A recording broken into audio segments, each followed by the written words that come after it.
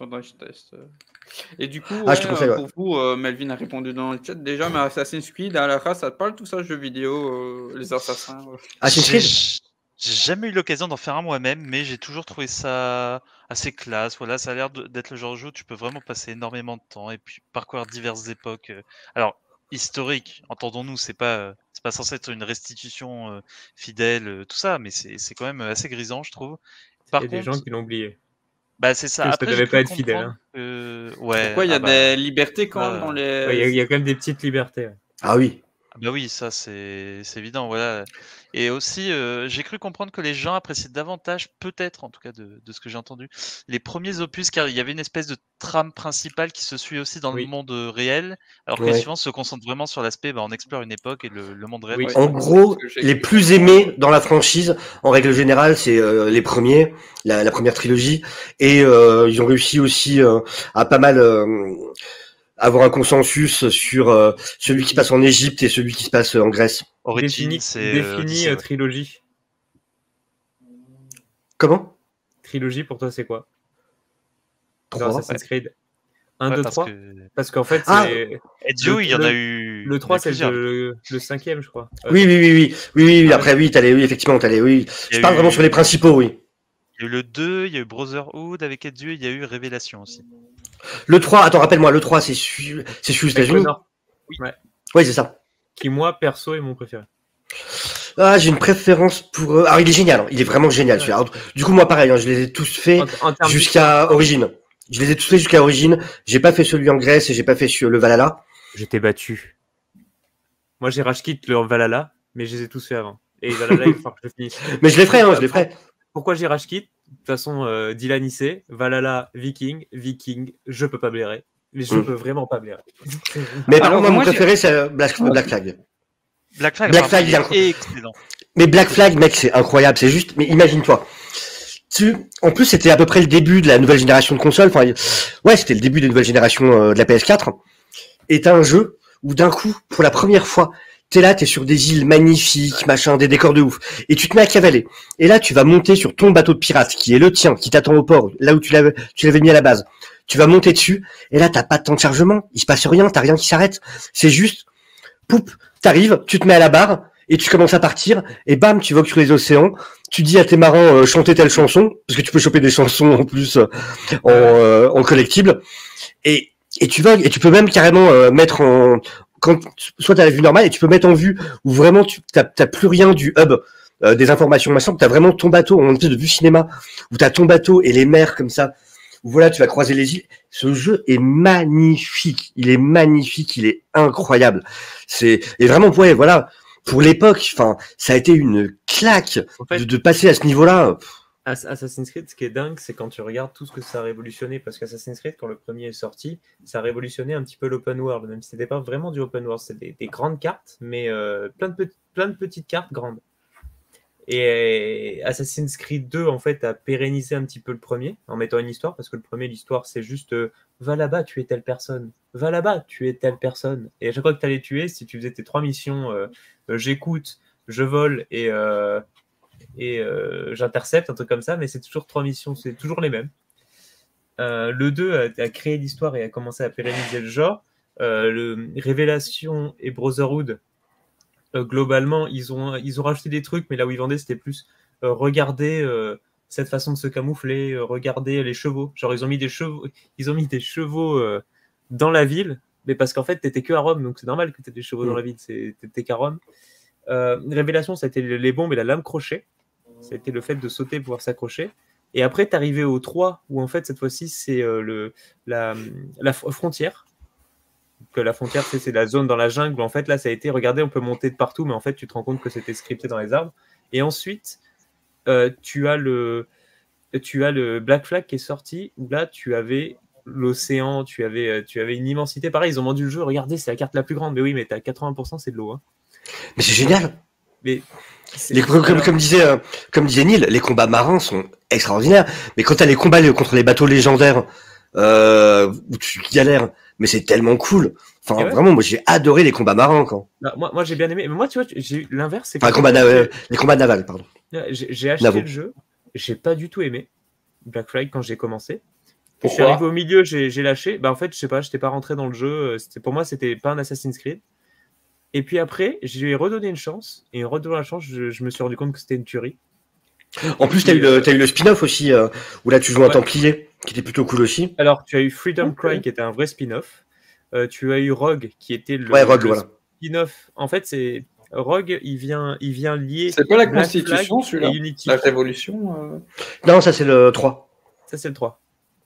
Et en fait, dans Rogue, à la fin, donc tu deviens Templier, et à la fin du jeu, tu arrives à. Tu avais une des bandes annonces les plus incroyables que j'ai jamais vues pour un jeu vidéo, juste. C'est ça. Et à la fin du jeu, tu arrives et tu tues le père de Arnaud. Mais oui. Jeu. Et du coup, parce que je parlais de Révolution tout à l'heure, parce que Black Flag, c'est celui en fait qui est sorti entre la fin de la PS3 et le début de la PS4. Du coup, il était sur les deux. Et t'as eu le premier jeu vraiment pour la PS4, qui a été Unity. Du coup, celui qui passe à Paris. Alors, qui avait mauvaise presse parce que à sa sortie, il y avait énormément de bugs, effectivement, mais que j'aime d'amour. Ouais. Parce que c'est juste, mais Paris, en mode Révolution française, qui est incroyable. Le taf qui a été fait de modélisation de la ville de Paris est fou. Les déplacements, tout le principe des déplacements par les fenêtres des appartements et tout, c'est juste, mais c'est dingue, il y a quelqu'un qui prend ton pied. Le style de déplacement, et ils ont innové sur ça, ils l'ont rendu tellement complexe, les combats étaient devenus complexes, mais en fait ça avait donné une sensation quand tu maîtrisais le jeu, c'était pas juste comme les anciens où tu maîtrises, t'appuies sur carré en esquivant, et tu les enchaînes tous, là il fallait que tu gères, tu vois. Celui-là pour moi c'est l'un des meilleurs, c'est quand à chaque fois je dis, c'est un de mes préférés, à chaque fois on me crache dessus en mode, non, même les costumes, même les costumes pétaient la classe, je trouve. Mais ouais, mais l'histoire elle pète la classe, parce que pour la parenthèse, je les ai tous faits jusqu'à Odyssée que j'ai fini. Après, j'ai pas fini Valhalla. Mais par contre, en livre, je les ai tous lus jusqu'à celui sur Syndicate. Mais j'ai tellement pas aimé le jeu que je les ai pas lus. Enfin, j'ai bien aimé Syndicate. Mais j'ai adoré le côté victorien, Angleterre victorienne et tout. Moi, j'ai aimé Evie, j'ai pas aimé Jacob. D'accord. Et comme puis la base dans le train, c'était tellement cool comme idée. Ouais, voilà. Ça, par contre, c'était bien. Mais franchement, voilà. Mais globalement, c'est Assassin's Creed. Moi, c'est une série que je chéris. Et que je chérirai toujours, et donc quand le prochain sortira, j'achèterai Day One, même si les visuels me plaisent pas, et je donnerai toujours une chance. C'est pour ça que Valhalla, je vais y retourner, et peut-être que j'aurai comme Odyssey, parce qu'Odyssey je l'ai pas trop kiffé, et puis finalement je vais redonner une chance et je l'ai torché, truc de fou. Et le problème d'Odyssey et Valhalla, c'est que c'est plus vraiment des Assassin's Creed, genre Odyssey t'avais rien. Et puis ils ont pourri ces problèmes d'Ubisoft, ils ont pourri le problème de l'open world, quoi. Ouais. C'est vraiment de la quête bidon à foison pour essayer de remplir la carte. Enfin voilà, ils sont vraiment tombés dans des travers en fait. Ils ont transformé ce qui était une force en départ en énorme défaut de leur boîte de jeu. Là, moi j'ai hâte de voir le prochain, parce que le prochain, tu sais, ils font ils ont déjà annoncé et après ils vont faire un autre. Bah là ils l'ont annoncé, mais c'est quoi alors le prochain? Ils ont dit qu'ils travaillaient dessus, mais on sait pas ce que c'est encore. Mais normalement ils changent le moteur de jeu pour le prochain. Donc à voir ce que ça va donner. Moteur de jeu. Le fonctionnement, tu veux dire le moteur de jeu, c'est tout. Il y a un peu l'environnement qui va changer. Normalement, ça va être tous les déplacements, tous les combats. En fait, le moteur de jeu. Il y a un glow-up dans tout, c'est ça que tu veux dire? Normalement, ils sont censés. On verra si glow-up. On verra ça, mais normalement, ils sont censés tous les 3 jeux. Un changement, en tout cas. Et vous, qu'est-ce que vous verriez comme période histo être traité Bah là, visiblement, ils retourneraient comme dans le 1, je crois. Il y a un truc comme ça. C'était quoi le 1 encore? L'époque des croisades? Alors, je suis pas sûr croisade, mais en tout cas, proche de Jérusalem et tout ça, il y a des chances, je crois. D'accord. Mais c'est des rumeurs, c'est vraiment les rumeurs, comme les rumeurs qu'on disait, on va en avoir un au Japon. Moi, j'aimerais bien un truc Aztec, Maya. Aztec ou Maya. Pourquoi pas. 2020. Alors, un truc dans le monde moderne où les bottes de foin sont remplacées par des bennes à ordures. Mais monde moderne, rien que c'était dans quoi? C'était pas dans Unity où à un moment tu te retrouvais dans la seconde guerre mondiale? Oui. Sur la Tour Eiffel. Oui. Et comme ça claquait tout ce moment. Et t'allais te faire désynchroniser, donc il fallait que tu cours dans des passages vite. C'était un contrôle à montre, t'as trop les boules parce que tu peux pas rester. Mais t'avais pareil dans Syndicate de mémoire. T'avais des trucs comme ça pendant la Seconde Guerre mondiale aussi. Où t'arrivais sur le pont, tu devais aller voir Churchill. C'est ça. T'avais Churchill qui était caché dans un bureau sur un, je sais plus, je crois que c'était sur le London Bridge ou un truc comme ça. Oui, exact. Je commence à regretter de ne pas avoir de patience niveau jeux vidéo parce que là, rien que vous entendre parler, je me suis dit, oh, j'ai raté ces trucs-là. Ah ouais, c'est énorme. Mais en plus, tu avais toute une histoire dans le 2, ce qui était énorme, et peut-être dans Brotherhood aussi, c'est qu'en fait, tu arrives... fait, le principe du 2, c'est que Ezio, le héros, il va créer, il rentre chez lui, et en fait, tu vas améliorer la ville. Tu vois, tu as un principe de gestion que j'ai beaucoup aimé. Et en fait, dans le 2, tu Par pouvais tes sortir. actions, je veux dire. Bah non, tu améliores en fait, tu gagnes de l'argent et tu améliores et ça te fait gagner plus d'argent et ta ville elle augmente. Tu avais une notion de gestion de la ville mais basique. Et en fait, tu avais une méta-histoire où tu pouvais sortir de la machine qui te permet de vivre les mémoires de ton ancêtre et tu te baladais dans le présent avec le personnage, avec Desmond Miles, le personnage que tu es censé incarner. Et ça, c'était tellement bien et je regrette qu'il n'y ait pas un Assassin's Creed dans le monde de maintenant. Tu n'aurais pas eu les dynamiques du je saute dans un tas de foin, tu aurais perdu pas mal de dynamiques, mais au moins ça aurait été peut-être mieux géré parce qu'à la fin du 3 où il se sacrifie, j'étais en mode un peu dégoûté quand même. La Villa Auditore. Hein. Ouais, Mais en villa, vrai, même Monterey sans avoir John. joué au jeu, toute cette histoire autour de Desmond, elle m'intéressait beaucoup. Hein. Vraiment, Ouais. il y avait- Et après, là, ils ont remis une méta-histoire avec quelqu'un d'autre. Donc tu as aussi cette notion où tu peux sortir, mais c'est pas autant exploré. Parce qu'en plus, tu as eu Desmond, une fois que Desmond meurt, tu vas passer dans une transition avec le 4 où quand tu sortais, en fait, tu étais un agent d'Abstergo, donc les méchants, qui checkait les mémoires génétiques de Desmond qui s'était sacrifié pour essayer de trouver ce qu'il recherchait. Oui, là, je me souviens. Donc, Ouais. t'étais en vue FPS, c'était ignoble. Ça servait à rien. Et là, ils sont repassés vers une méta-histoire. Donc, en fait, tu as toujours l'histoire dans le passé et une méta-histoire à côté. Et ça, c'est la méta-histoire de nos jours, elle est un peu moins intéressante, mais il y a quand même des parties pas mal. Est-ce que vraiment il y a encore des évocations de la méta-histoire, genre Templier contre Assassin, le conflit millénaire, ou c'est vraiment Oui, tu l'as secondaire, toujours dans la méta-histoire. toujours un Ça peu fait- ouais, saupoudré ouais. ici et là? Ouais. C'est ça. Après, j'ai pas lu tous les comics, même les comics, ils en parlent, et pour le coup, il y a pas mal de comics qui se passent dans le présent. Ah, intéressant. Et ouais. Je savais même pas, il y avait des Il comics. y a des comics. Il y a des BD, que pour le coup, je les ai toutes lues. Il y a des comics, et il y a les bouquins. Et les bouquins, ils sont bons jusqu'à Syndicate, les bouquins, c'est des bijoux parce que c'est des journaux. Ça veut dire que le premier bouquin qu'ils ont sorti, je crois que c'est le 3. Et en fait, le 3, c'est le journal du père du héros principal qui suit son fils. Ça veut dire qu'il dit, là, on a appris qu'il y a un assassin qui avait fait ça. Donc, tu as tout ce truc-là. Et le journal se finit en disant, je dois retrouver mon fils à tel endroit. Et en fait, tu sais que dans le jeu, c'est un moment où il va mourir. Et donc après, c'est son fils qui récupère et qui dit voilà ce qui s'est passé, qui raconte ce qui s'est passé, comment il a tué son père, et voilà. Et tous les bouquins sont écrits comme des lettres ou des comptes rendus, ou après tu as l'histoire de, pareil, tu as toute l'histoire d'Altaïr dans la dernière croisade, il y a aussi l'histoire que tu as dans Révélation, mais en complément. Donc tu comprends la mort de sa femme, qu'est-ce qu'il a affecté, où il est parti, et c'est super intéressant. Et Unity, en fait, c'est le livre de Élise. Donc c'est Élise de la Serre qui a c'est même pas son journal type, c'est son journal de bord. Et donc tu as toute l'histoire de son point de vue à elle. Et c'est intéressant parce que tu revois pas l'histoire telle quelle, tu revois l'histoire d'un point de vue d'un autre personnage. Donc c'est intéressant à lire, tu vois. C'est vraiment ma saga fétiche, j'adore. Et J'ai sinon, j'ai acheté un costume à 200 boules de Ezio. Ah, mais il est tellement classe. J'ai son vu costume. ça, j'ai vu ça. Tellement classe. Je pense que Quel parmi costume n'a pas? C'est plus facile de dire quel costume n'a pas Melvin. Voilà. T'allais Une dire autre là question dans le chat, vous devez répondre maintenant. Attends, t'allais dire là Oh non, je voulais juste dire que parmi les plus récents, je pense que celui qui m'aurait tenté le plus, ça doit être Origins, mais parce que l'Égypte antique, c'est voilà, c'est un truc. Hein, Il y a un gros je ne parlerai travail pas de sur Moon Knight ce soir, mais l'Égypte antique de manière générale, je trouve que c'est passionnant, quoi. Mais Vraiment. Ouais, je suis d'accord. tu te rends compte que sur l'Égypte antique, ils ont carrément fait un mode de jeu Oui. qui était destiné juste à parcourir le monde pour découvrir l'Égypte, parce qu'ils ont fait un gros travail de recherche. Qui peut servir pour les écoles et tout ça, en fait. C'est un mode école, un fantastique. truc comme ça. Et rien que cette notion, ils l'ont fait pareil pour Odyssée, cette notion est incroyable. Mais Quand ton jeu complètement peut d'accord. servir dans une école, c'est incroyable. Tu vois, On dirait un homme politique quand tu le dis comme ça. c'est incroyable. Non, parce que j'y crois, tu vois. C'est incroyable. Il croit en c'est son un- projet. Voilà, futur best-of. Votez Melvin. Et je vous donnerai des pins avec ma tête comme ça. On va faire des autocollants, mieux, pour 2023, Des des autocollants. autocollants, réservoir pop. Et du coup, il y avait la question de Ndiaye qui disait le problème des derniers... Enfin, pas question, mais lui disait le problème des derniers épisodes, c'est la mythologie. T'en penses quoi, Melvin, du coup?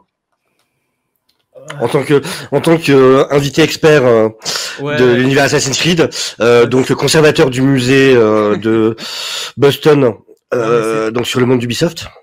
c'est vrai qu'ils sont partis un peu trop. Ouais, t'as la mythologie, mais oui, c'est vrai qu'ils parlent beaucoup des dieux et tu en vois. Enfin, dans Odyssée que j'ai fait, dans les premiers jeux, ils ont dit on a supprimé l'arbalète parce que ça n'existait pas à cette époque, donc on voulait que ce soit accurate. Par contre, là, vous allez vous battre avec des minotaures. Voilà, là, tu te bats contre des minotaures, tu as le coup de pied de Sparte, meilleure attaque du jeu, coup de pied de Sparte. Il y a un mec, tu le mets au bout d'une falaise, il a pas ton niveau, il est plus fort que toi, coup de pied de Sparte, il vole, il tombe, il meurt, et tu le lootes comme ça. C'est très. Sans aucune vergogne. J'ai fait tout le Comme jeu dans la vraie comme ça. vie. Tous les gros boss, tu sais qu'il faut battre où tu passes des heures, je courais, je fais oh une belle falaise. Donc, il t'attaque, t'esquives, coup de pied. C'est Ah, des gros boss. l'escroquerie. Comme dans la vraie vie. C'est incroyable. En fait, les mecs qui étaient fans de 300, ils se sont dit on peut pas t'aller une lance comme ça. Il a dit c'est Non, bon, mais- on va trop voir que t'aimes 300, on arrête 2 secondes. Mais oui, en fait, je suis d'accord, c'est un peu tué le truc parce que c'est vraiment passé au milieu du jeu, en fait. C'est vraiment parti au centre du jeu, toutes ces histoires de mythologie, alors qu'avant, on n'en parlait pas parce que Révolution française, tu parles pas de mythologie. Non, Neil, Révolution, je US, vois pas de. Je bug là, il y a un bug, je reçois mal ton message, regarde. Je reçois mal ton message. Bon, alors, le film, il a beaucoup de défauts, mais je l'ai quand même en steelbook parce que quand je suis allé le voir, j'étais content. Bon, il y a des trucs qui m'ont pas plu, mais globalement, tu vois, moi, j'ai bien aimé, j'ai passé un bon moment. Et moi, j'ai bien aimé le système de quand tu es dans l'animus, en fait, l'animus est à chier. Mais quand tu es dans l'animus, que le film parte en VO, donc que tu parles full espagnol, et quand tu sortes, tu reparles full anglais ou full français, selon comment tu vois le film.